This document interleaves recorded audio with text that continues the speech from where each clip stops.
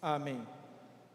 A primeira carta de Pedro foi escrita para crentes, e alguns aí acham que crentes novos na fé, que precisavam de encorajamento em face dos sofrimentos e perseguições que estavam passando. Pedro aqui, ele deseja ensinar a esta igreja como um cristão genuíno, com a fé genuína, responde às situações mais adversas da vida. Como ele, em meio a este mundo mau, ele vive o seu chamado cristão. Nos versos 1 e 2, ele vai falar da nossa identidade como cristãos. Ele vai dizer no verso 1 e 2 que nós somos eleitos por Deus, amados antes da fundação do mundo, chamados no tempo e na história por determinação de Deus. O Pai que nos elegeu, continua Pedro, foi o mesmo que enviou o seu Filho Jesus Cristo para nossa salvação, para nos lavar pela aspersão do seu sangue, e o Espírito para operar esta salvação no tempo e na história do nosso coração. E para que tudo isso? Ele diz para que nós vivamos em santidade, para que nós vivamos em obediência, honrando o Pai, honrando o Filho e honrando o Espírito Santo. E essa é a base da nossa relação com Deus. Há uma igreja peregrina, dispersa, que ele escreve aqui, que estavam cristãos que estavam espalhados por toda a área ali da Ásia Menor. Ele diz que nós somos amados pelo Pai, salvos pelo Filho e santificados e preservados pelo Espírito Santo de Deus. Nós somos parte de uma família e em quem nós temos tudo o que é necessário para viver em meio aos pagãos e a todo esse sofrimento. Então essa é a nossa identidade, essa é a nossa base como filhos de Deus. Portanto, tendo essa realidade como base, é que nos versos 3 ao 12, Pedro quer nos mostrar como nós podemos manter o ânimo no sofrimento, encontrando o conforto necessário neste mundo de dores. Por isso que eu quero refletir sobre isso, sobre o conforto e ânimo nos sofrimentos. E esse conforto e ânimo, ele é possível primeiramente porque Pedro vai dizer que nós temos uma esperança viva. Ele diz: bendito seja o Deus e Pai de nosso Senhor Jesus Cristo. Bendito aqui se refere aos méritos que Deus tem pelo fato dele ter revelado suas misericórdias para nós. Pedro está dizendo: seja louvado, seja bendito Deus pelo que fez por nós, a sua igreja. A nossa alegria deve estar fundamentada naquilo que nós somos e naquilo que nós recebemos do Pai. Nós somos eleitos, amados e resgatados pelo Filho, santificados e preservados pelo Espírito, e por isso que Deus é bendito. E o que nós recebemos? Como nós recebemos tudo isso? Ele diz: porque esse Deus, que é o Pai de Abraão, de Isaque e de Jacó, é o Deus e Pai de nosso Senhor Jesus Cristo. O Deus que adoramos é o Deus do nosso Senhor Jesus Cristo. O Pai é revelado na pessoa de Jesus Cristo. Deus é o nosso Pai, somente, é claro, se Jesus Cristo for o nosso Senhor. Um comentarista diz que quem não tem Jesus como Senhor, tão pouco tem Deus como Pai, nem a riqueza da nova vida exposta abaixo. Quem deseja enaltecer a Deus, tem de saber e ser capaz de declarar o que possui por meio dele. Só tem a Deus como Pai quem tem Jesus como Senhor de sua vida, que tem Jesus como Salvador de sua vida, e então sim pode declarar que Deus é bendito e pode receber todas essas bênçãos que advêm da salvação. E que bênçãos são elas? Ele diz: aqui, que conforme a sua grande misericórdia, Deus é bendito porque nos alcançou com a sua misericórdia.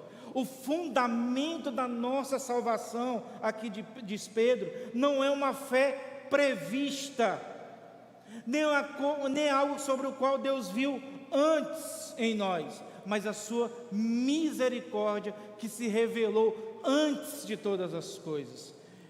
Sproul, ele disse que se Deus olhasse para o futuro, para examinar as reações futuras das pessoas, a única reação dos seres humanos caídos, a sua graça, seria a descrença.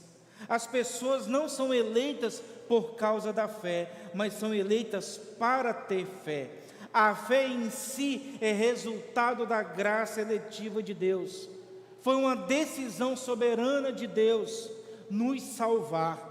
E o primeiro, então, passo para a nossa salvação foi dada por Deus. E é isto que nos dá segurança. Saber que Deus não abandonará aqueles que Ele mesmo escolheu. Ele nunca vai abandonar aqueles que Ele resgatou, aqueles que Ele salvou. A nossa salvação não está fundamentada na nossa fé, mas na misericórdia de Deus por nós. E a permanência da salvação também não depende apenas de nós, mas da obra misericordiosa de Deus, que vai levar até o fim aqueles que pertencem a Ele. Por isso que ele diz que bendito é Deus por essa misericórdia. E foi pela sua misericórdia, ele diz, que Ele nos regenerou. Nenhum de nós escolheu ou escolhe onde nasceu ou vai nascer. Assim, nós também não podemos nos orgulhar do nosso nascimento espiritual. Nas Escrituras não existe essa expressão, eu me converti. Não, foi Deus que nos converteu.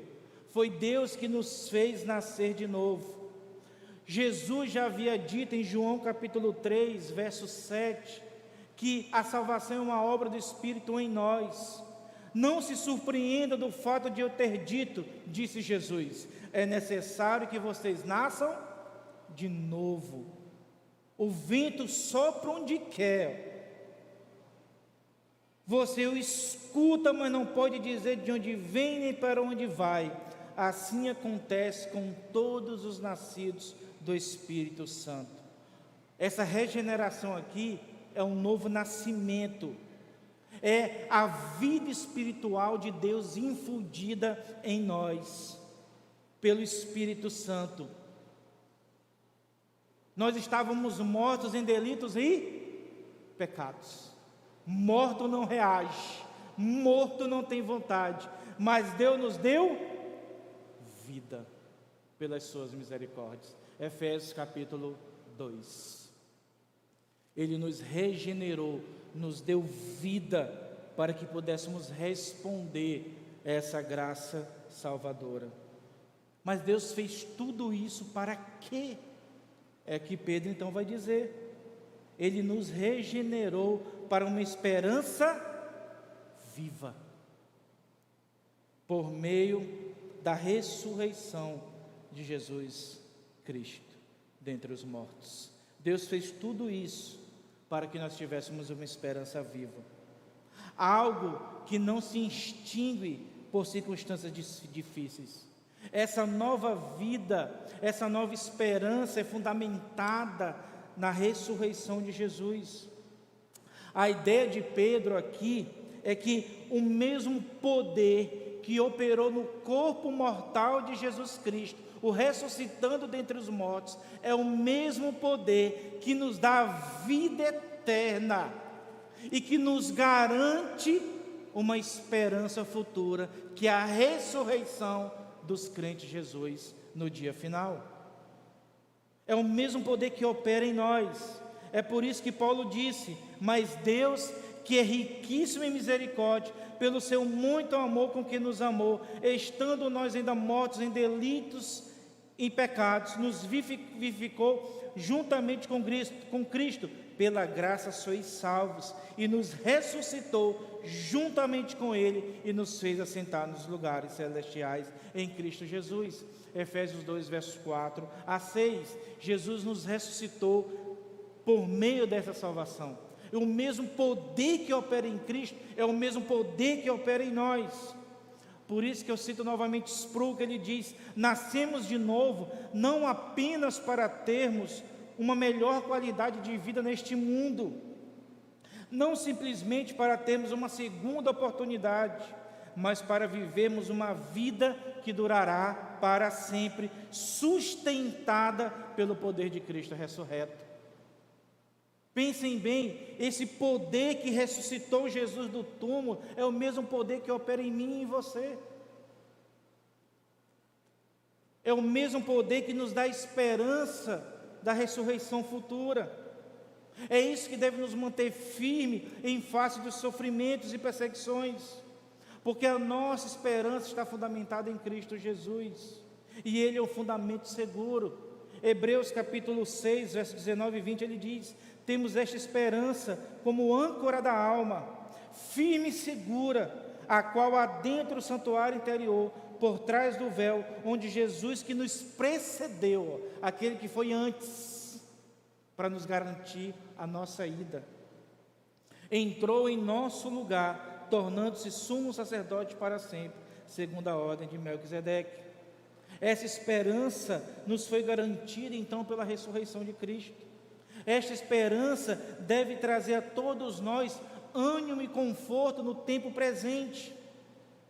Pense em você como um barco ancorado, mas firmemente seguro numa rocha que é Cristo Jesus. Os ventos e as tempestades, por mais fortes que sejam, não serão capazes de te arrastar e te despedaçar.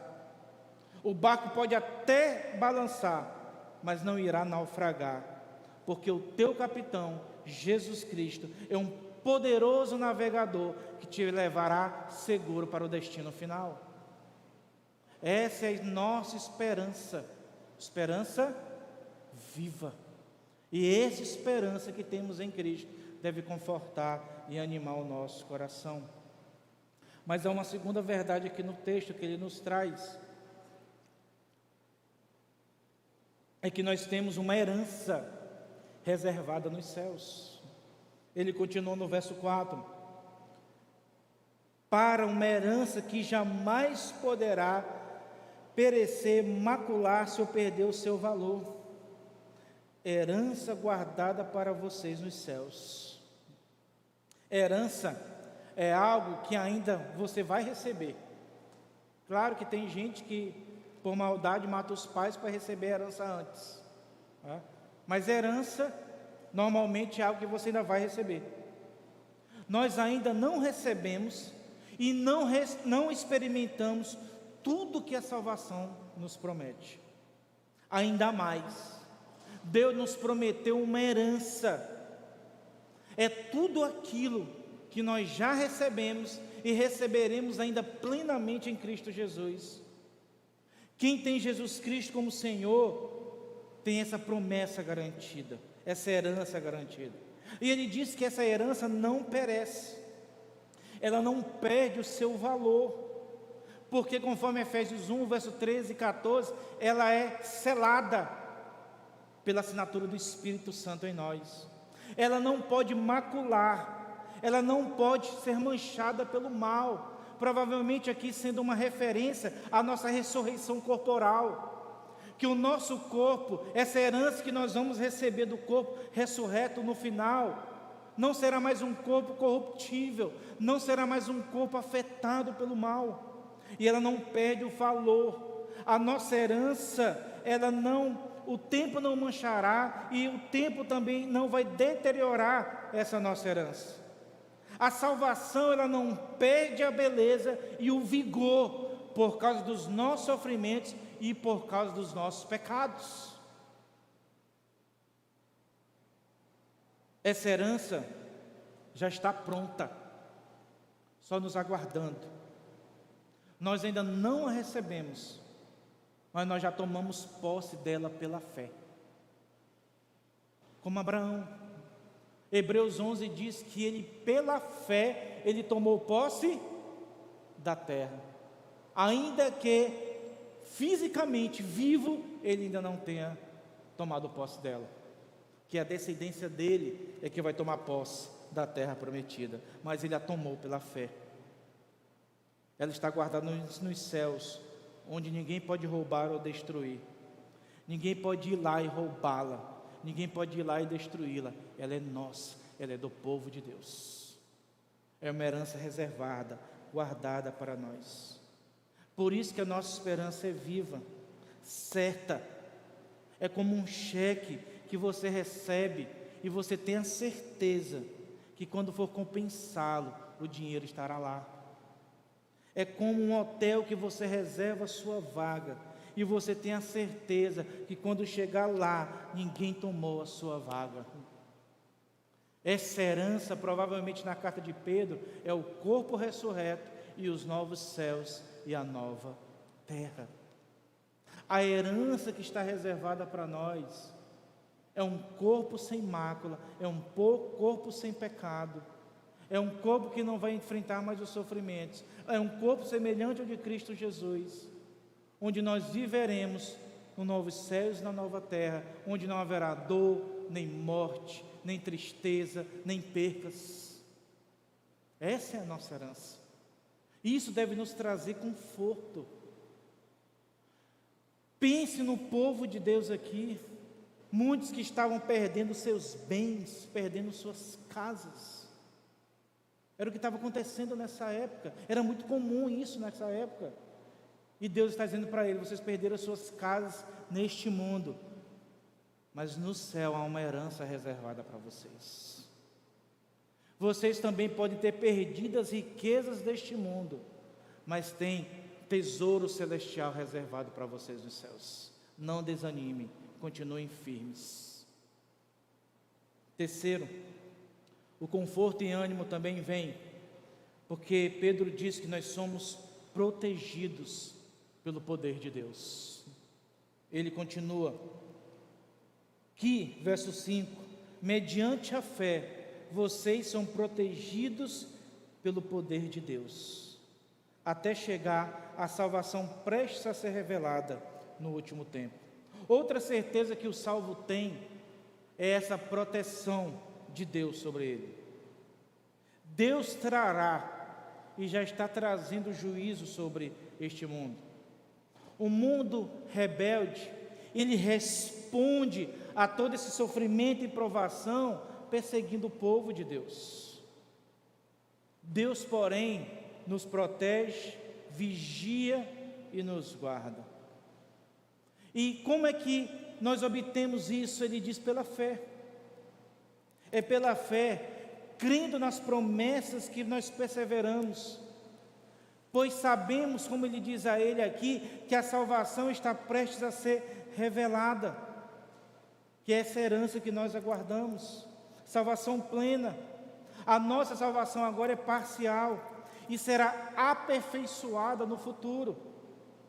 É o que Paulo diz em Romanos 5, verso 9 e 10: como agora fomos justificados por seu sangue, muito mais ainda seremos salvos, futuro, seremos salvos da ira de Deus por meio dele. Se quando éramos inimigos de Deus, fomos reconciliados com ele mediante a morte do seu Filho, quanto mais agora, tendo sido reconciliados, seremos salvos por sua vida.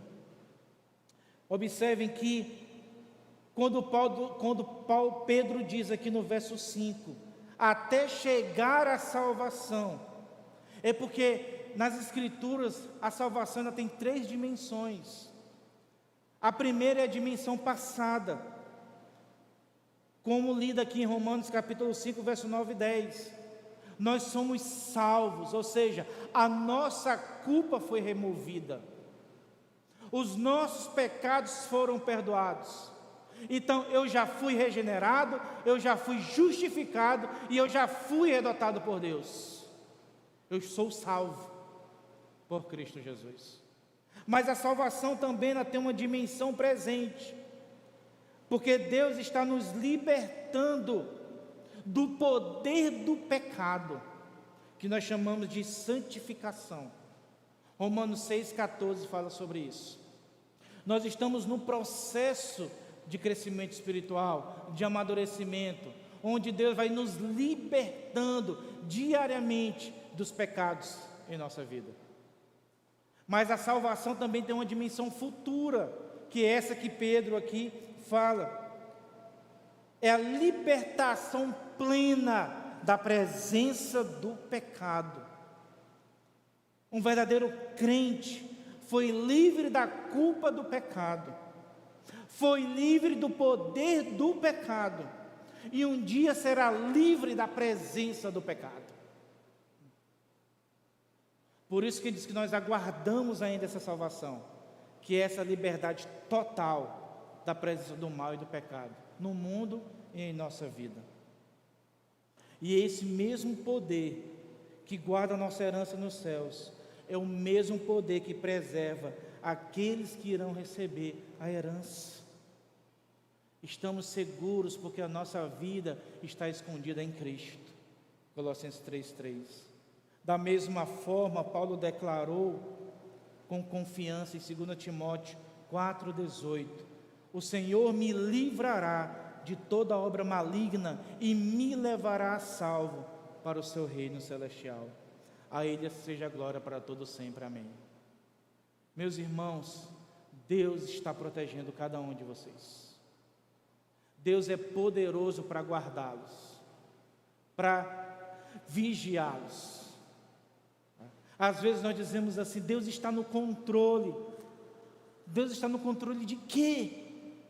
Deus está no controle de levar você até o fim. De levar você até o fim. Ainda que você passe por altos e baixos, Ele vai segurar a tua fé, Ele vai segurar a tua mão, quando você estiver olhando para as tempestades e começar a afundar. Nós estamos seguros nele, porque Ele nunca perderá aqueles que são dele, porque Ele é poderoso para nos guardar de todo mal. Quarto, é que Deus também usa as provações para lapidar a nossa fé. Observe o que Ele diz no verso 6: nisso vocês exultam. Exultar aqui é uma palavra mais forte do que alegria, é algo que vem do interior, é algo assim espiritual, é algo produzido apenas por Deus em nós. Nisso vocês exultam, ainda que agora por um pouco de tempo devam ser entristecidos por todo tipo de provação. Primeira hora que Pedro diz aqui: tendo em vista a obra de Deus operada em nós por meio de Cristo, através do Espírito. Ele diz: nós devemos manifestar essa exultação gloriosa. A nossa alegria, diz Pedro, não pode estar fundamentada nas circunstâncias, mas na realidade de um Deus que nos regenerou para uma viva esperança, que tem uma herança reservada para nós no céu, e garantido que pelo seu poder Ele vai nos preservar até o fim para receber essa herança. E por isso que Ele diz: alegrem-se, exultem, mantenham ânimo. Por quê? Porque ainda que agora, por um pouco de tempo, devam ser entristecidos por todo tipo de provação. Os cristãos a quem esta carta foi endereçada, eles estavam passando por várias tribulações e sofrimentos, crentes sendo martirizados. É por isso que Pedro vai falar sobre a morte e ressurreição mais na frente.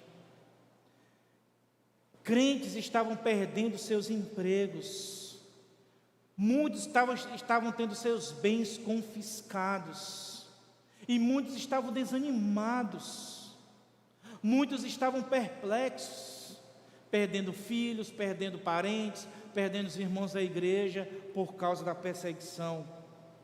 Eles poderiam estar pensando, provavelmente, crentes mais novos na fé, afinal de contas, nós somos cristãos porque nós sofremos tanto.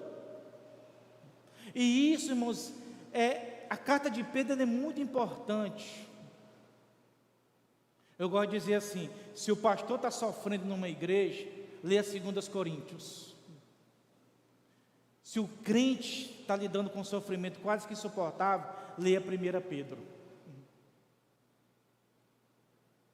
Porque a carta de Pedro é um choque de realidade para nós cristãos. E graças a Deus por essa carta. Porque senão nós continuaríamos sendo engodados, enganados por essa diabólica teologia da prosperidade, teologia da vitória, teologia do triunfo. Mas não existe só vitória na vida de crente, não. Crente também é derrotado. Crente também perde o emprego, passa muito tempo desempregado.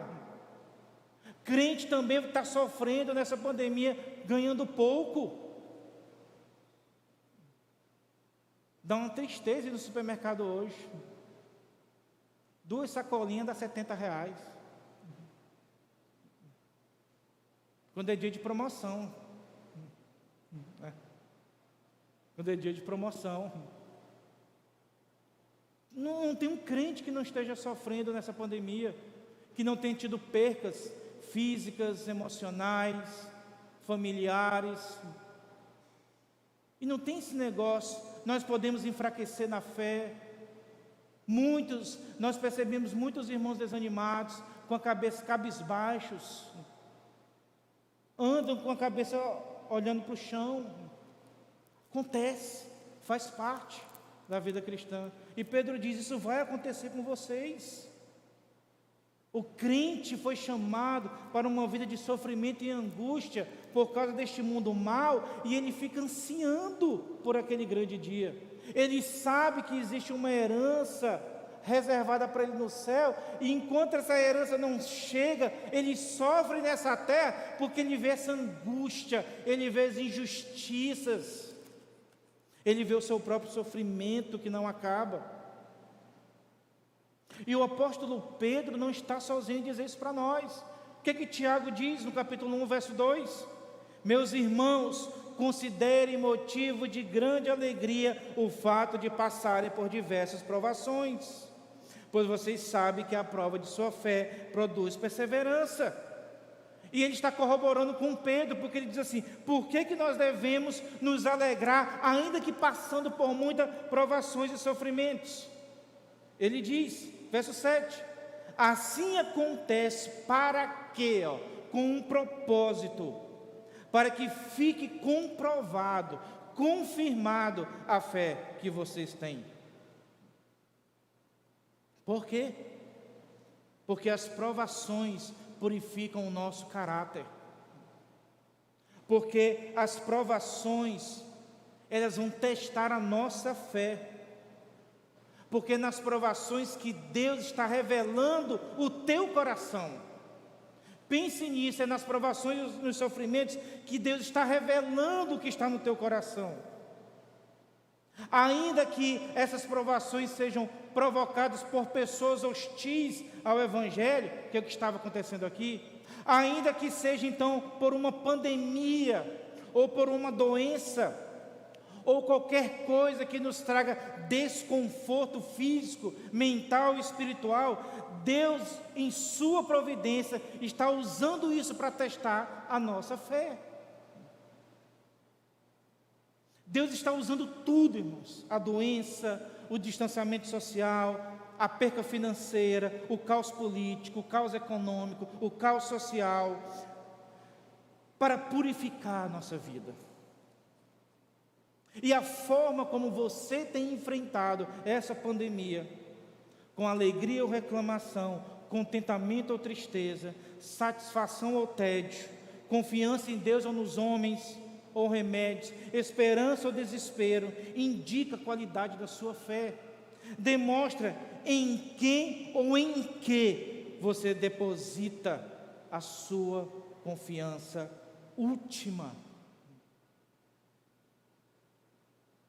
A pergunta que você tem que fazer para si mesmo é: o que Deus está mostrando para mim, por tudo isso que eu estou passando?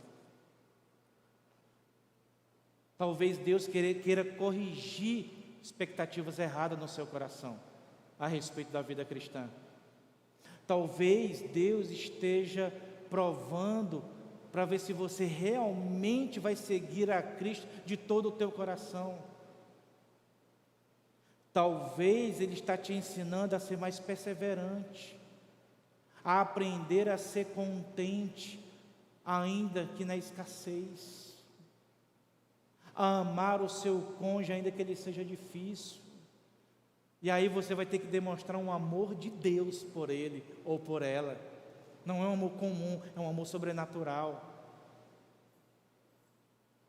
Talvez você ainda não conseguiu um bom emprego, ou um emprego, ou as coisas não melhoraram no seu emprego, para você olhar para trás e dizer assim: até aqui o Senhor me sustentou. Olha o que eu estou aprendendo, como Deus cuida de nós, como Ele não deixa faltar o necessário para a vida. Qual o consolo que advém de tudo isso? Observem que Ele vai dizer que essas provações são passageiras, ainda que por um pouco de tempo. Elas não durarão para sempre, elas têm um tempo estabelecido por Deus para nós.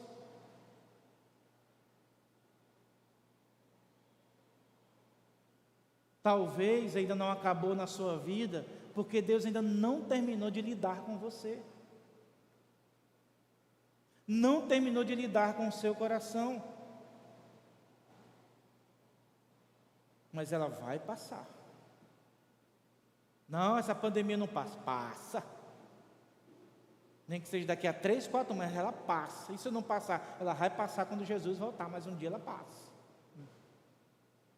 Por um pouco de tempo. As provações têm um fim, elas têm um limite. Segundo, olha o que ele diz: nós somos entristecidos. Parece estranho, não é? Se você prestou atenção, ele pede que exultemos, ao mesmo tempo que diz que as provações nos entristece. A fé é um paradoxo. Ter fé em Deus não nos priva de sentimentos humanos, de tristeza diante do mal e do sofrimento, meus irmãos. Sim, Pedro diz: vocês são humanos. As provações entristecem, os sofrimentos desanimam. Por isso não é pecado você ficar triste nas provações. O que é pecado é você permanecer triste, com medo, deixando que esse sentimento prevaleça mais do que a fé confiante nas promessas de Deus. E é essa fé que vai te levantar todo dia para servir a Deus e aos homens e ao Senhor na sua igreja. Ela que vai te levantar, ela que vai te erguer, ainda que um pouco desanimado, ainda que um pouco triste, ainda que depressivo, você se levanta, vem para a igreja no domingo, para ouvir a palavra de Deus, ainda que não cante, mas você vai estar cantando com a sua alma. Isso honra a Deus, isso agrada a Deus, porque Ele sabe que cada um de nós temos o nosso jeito de lidar com o sofrimento. Ainda que você se entristeça um pouco. E observe, terceiro, que quando nós fomos provados no fogo da provação, Deus receberá louvor, honra e glória na manifestação do Senhor Jesus Cristo. Por que Deus está fazendo tudo isso? Para a honra e glória dEle. Se nós vivemos com essa percepção de que tudo que Deus faz é para Ele, por meio dEle, e com um fim último sendo a glória dEle, nós vamos olhar para essas provações, perseguições, sofrimentos de um ângulo diferente. Tudo que Deus faz em nós e produzirá em nós é para que o nome dEle seja glorificado. para que no final, ainda que perseveremos até o fim, nós vamos chegar diante de Deus e vamos reconhecer: se não fosse o Senhor, eu não teria chegado até aqui. E quando você receber a herança, você não vai ter nenhum orgulho porque está recebendo essa herança. Você vai dizer: louvado seja Deus, porque Ele me garantiu receber o que eu estou recebendo agora.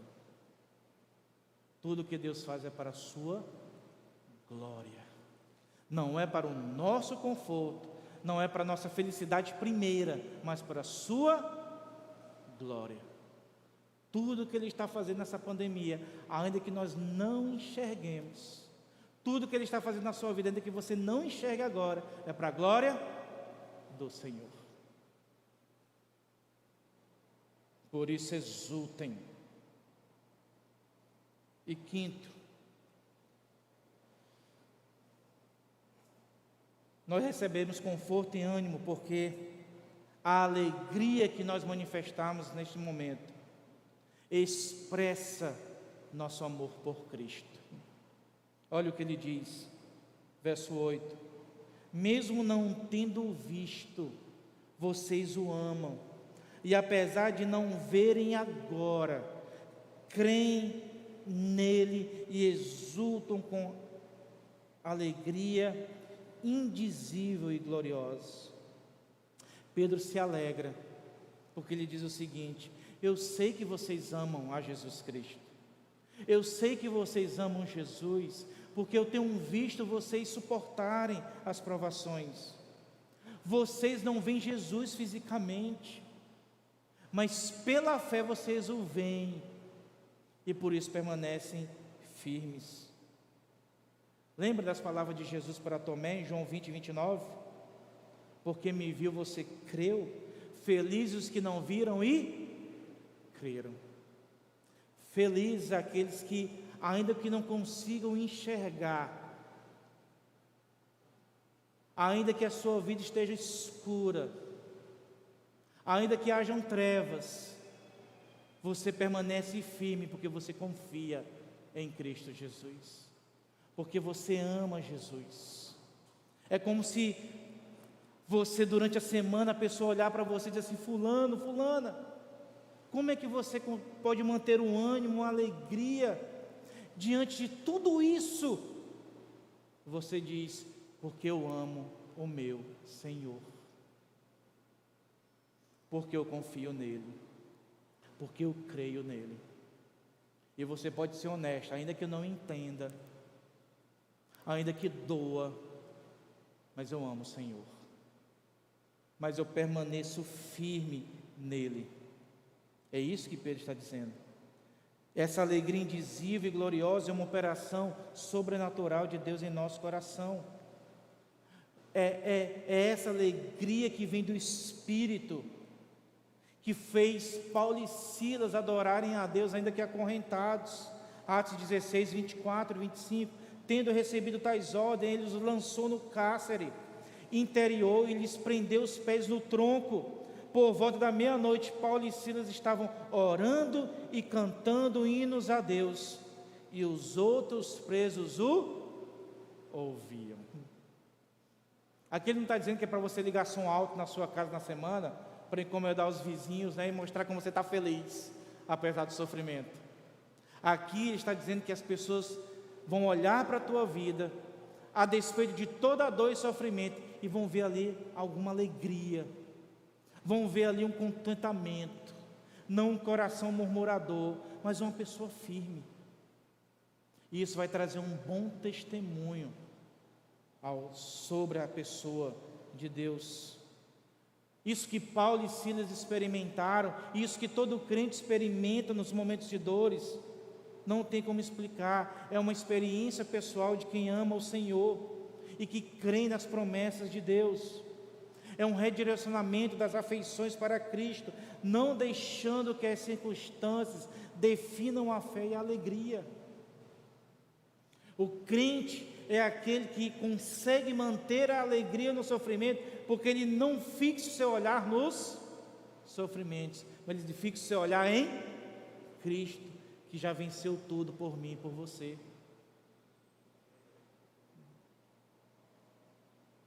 Quem ama o Senhor encontrará nele a sua alegria, a despeito das circunstâncias. E observe no verso 9 que essa alegria também está firmada no futuro glorioso que nos espera. Pois vocês estão alcançando o alvo da sua fé, a salvação das suas almas. O propósito último do cristão não é a realização dos seus sonhos, por mais nobre que eles sejam, mas a salvação de sua alma. A libertação do pecado e da dor. Da mesma forma, Deus não está preocupado com o nosso conforto e bem-estar imediato, mas com a pureza da nossa fé, da nossa vida. Ele não está preocupado com a sua prosperidade material, mas é com a sua maturidade cristã. É por isso, volta lá para os versos anteriores, para pessoas que estavam perdendo seus bens. Ele diz: a fé que vocês estão produzindo nessas provações é mais valiosa do que os bens que vocês perderam. Isso que Deus está produzindo dentro de você é mais valioso do que qualquer coisa que esta vida tem a oferecer. A fé genuína é a que persevera nos sofrimentos e nas provações, recebendo no futuro a recompensa final, que é a salvação da alma, isto é, a glorificação do nosso corpo para viver nos novos céus e na nova terra. Meus irmãos, nós devemos viver à luz do nosso futuro glorioso, esta salvação que nos aguarda, e desfrutarmos da presença bendita de Jesus Cristo.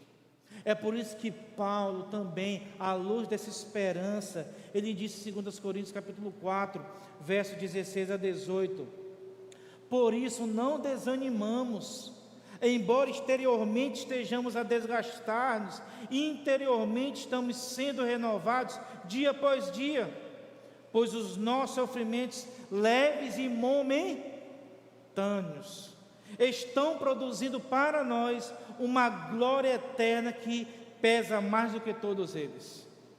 Assim, fixamos os olhos não naquilo que se vê, mas naquilo que não se vê, pois o que se vê é transitório, mas o que não se vê é eterno. O que Paulo quer dizer? Que as dores físicas, psíquicas e emocionais, o desgaste e o cansaço, as lutas e tribulações, são aquilo que nos desgasta exteriormente, que deixa a barba e o cabelo branco. Mas ele diz: mas o seu interior se renova. Há uma corrupção do corpo, há um desgaste das nossas emoções, mas ao mesmo tempo está acontecendo uma renovação no nosso interior, aqui dentro de nós. A fé se renova e vai produzindo um novo homem, uma nova mulher dia a dia. E é esta fé que vai te ajudar a prosseguir. E essa renovação, meus irmãos, ela só acontece se você perseverar na sua comunhão com o Senhor. Paulo diz: nós ficamos tristes da mesma forma que Pedro, mas nós não desistimos do nosso serviço a Deus, nós não desistimos do nosso relacionamento com Deus, nós não abandonamos a oração, não abandonamos a leitura da Bíblia, não abandonamos a comunhão dos santos, não deixamos de evangelizar. Por quê? Porque os nossos olhos estão fixos em Jesus. Por isso que isso vai produzir de alguma forma uma alegria indizível em nosso coração. Por fim, Pedro, dos versos 10 ao 12, ele diz que ele não inventou essas coisas. Foi Deus, desde o Antigo Testamento, que Ele colocou essa redenção, essas promessas na boca dos profetas. Esses profetas sabiam que essas coisas iriam acontecer. Eles viveram à luz dessa bendita esperança, que é a vida do Cristo. Eles não a experimentaram, Nós sim. Nós somos aqueles, diz Pedro, que pela palavra pregada pelo Espírito Santo, verso 12, nós fomos os recipientes dessas promessas. Nós a recebemos. Até os anjos tentam entender a riqueza disso. E Pedro diz que eles não conseguem. Porque só nós que recebemos essa graça e misericórdia é que experimentamos isso. É que sabemos o que é ser alcançado por Deus. É que sabemos o que significa ter sido amado por Deus. Nós recebemos a plenitude dessas promessas. Por isso que Pedro está dizendo assim: vivam como os profetas. Eles não receberam essa promessa, eles profetizaram a respeito de Jesus. Eles sabiam que essas promessas não eram para eles, eram para nós, mas viveram à luz dessa esperança. Da mesma forma, nós que recebemos essa promessa, que recebemos o cumprimento dela, que é Jesus Cristo vencendo a morte na cruz e ressuscitando dentre os mortos, nós devemos permanecer firme, vivendo à luz da esperança do futuro. Qual é essa esperança? Essa herança reservada nos céus, que é a ressurreição do nosso corpo e viver para sempre nos novos céus e na nova terra, na presença de Deus e do seu Cristo. Por isso ele diz: alegrem-se, animem-se. Nós temos uma esperança firme e uma herança reservada para nós. Ele diz: confortem-se nessas promessas, apeguem-se a elas de todo o coração. E se essas promessas não trouxerem conforto ao seu coração, nada mais trará. Deus está refinando a sua fé, fortalecendo a sua confiança nele. Se você perseverar, ainda que ele revele pecados no seu coração, pela maneira como você tem enfrentado tudo isso, ele está operando no seu coração, trazendo cura às suas feridas, está renovando a sua fé, purificando a sua alma. Deus, ele muitas vezes, meus irmãos, nos fere para nos curar. Nunca esqueço uma frase de Paul Tripp, que ele chamou de a dor da graça, que é Deus fere, mas essa ferida cura. E nessa pandemia Deus está curando os nossos corações. Deus está renovando a nossa fé. Deus está trazendo de volta aqueles que se afastaram. Você vai sair dela com seu coração mais renovado, com a sua esperança firme e com o seu interior renovado pelo Senhor. Deus está operando em sua vida, ainda que você não veja, mas Ele está operando nesse caos. Por isso que Ele diz: anime-se naquilo que Deus está fazendo em suas vidas. Mantenham um ânimo e confortem-se com as promessas do Evangelho. Deus está nos purificando para que possamos no futuro desfrutarmos de todas as bênçãos reservadas para aqueles que amam o Senhor e a sua vinda.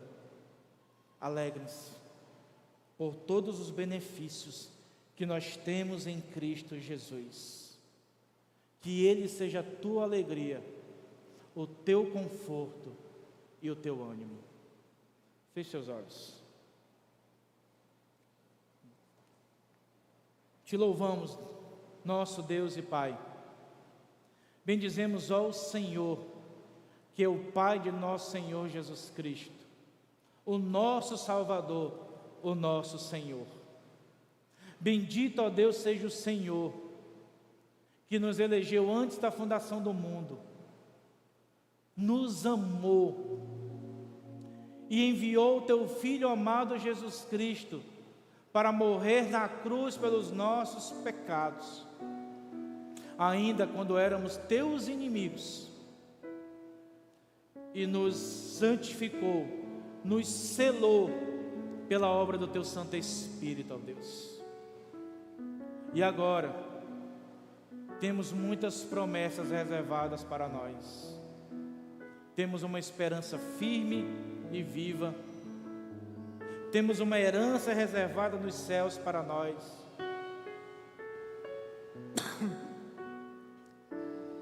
somos guardados pelo poder do Senhor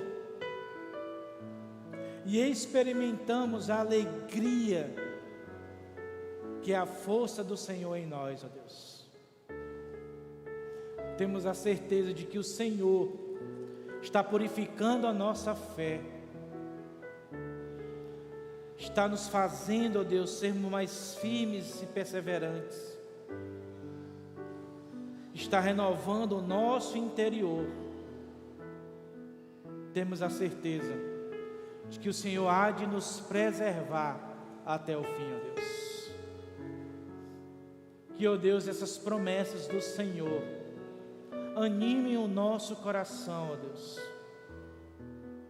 para, ó Deus, continuarmos te servindo, para continuarmos adorando ao Senhor, para continuarmos, ó Deus, juntos com a tua igreja, preservando a unidade, trabalhando em prol do teu reino, evangelizando, trabalhando em nosso lar, no nosso trabalho, com a cabeça erguida, sabedores de que o Senhor nos ama e nos guarda de todo o mal, Deus.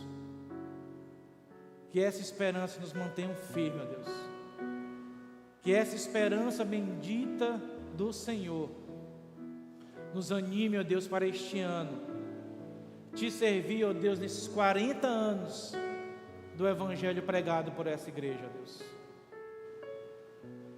Que o Senhor anime os desanimados, que o Senhor fortaleça os fracos, console aqueles, ó Deus, que estão tristes, traga alegria, ânimo aos seus corações, ó Deus.